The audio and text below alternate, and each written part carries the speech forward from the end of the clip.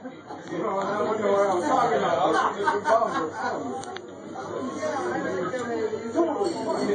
Johnny.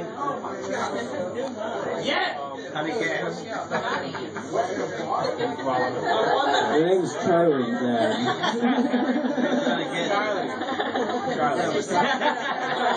Why not say?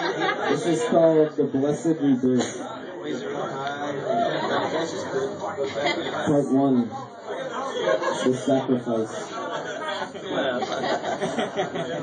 Moving closer to the muse, I see all the things that inspire me. Stepping back, the cloud in the shrouds, the muse is lost to the crowd. Turning around and looking back, sad, nostalgic thoughts float past. And finally, with unknown speed, the muse is racing back to me.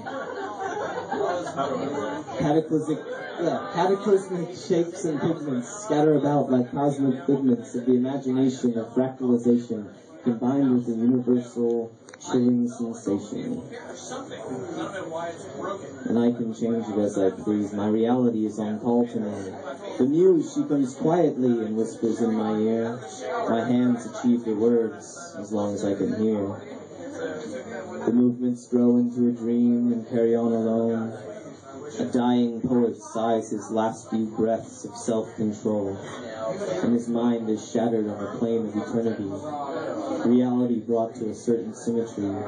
All bound up in a fragile blanket of time, the answers alter softly to the signs.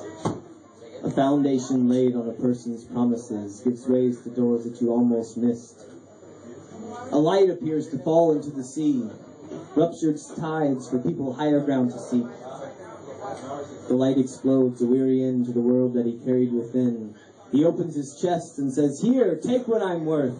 And the world he carried in his heart was allowed the blessed rebirth. Part 2. The Sermon by the Sea. The circumference of the mind is unessential to the spree, an endless canvas to define, form new dimensions to the dream. If you want to become what it is that cannot be denied, open your heart and let your blessings come alive. The world is waiting for the tune. Hands clasping others, tension penetrates the room. The rebirth is at hand. The cleansing will be soon. The rising oceans seem to be the calling card of doom. Come, follow me to the edge of the sea. The great light's grace is waiting there for thee. The masses listen as the prophet sings of all the things he says will come to be. They stand and pray as the waves crash down. On that day, 6 billion drown for the sacrificing of the earth. Come now, brothers, sisters, and hear the words that were written with blood and tears. Part 3.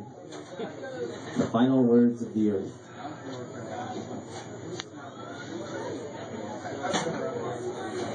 I am sorry, all my children, but the end is here. You've gone too far. You've insulated me with fear.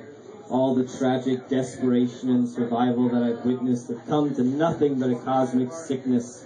If you do not know what it is you do, let me tell something to you. The final words of the earth. Recorded here for what it's worth, were cut off by a light from the sky. It came down quickly, shrouded in fire, the people fell into the sea. A poet, stranded on the moon, forlorn, he could not tell them of their doom. He watched it happen and he cried out in pain. The home, the world he knew was lost to him in vain. Falling slowly to his knees, he wondered at his station. Is destruction really a form of creation? He wrote it down. Would earth be remembered? Would the pages be found or lost into the void?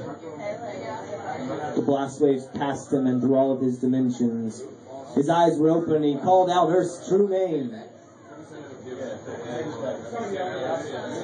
Cataclysmic shapes and pigments scatter about like cosmic figments of the imagination of fractalization combined with a universal joyous occasion.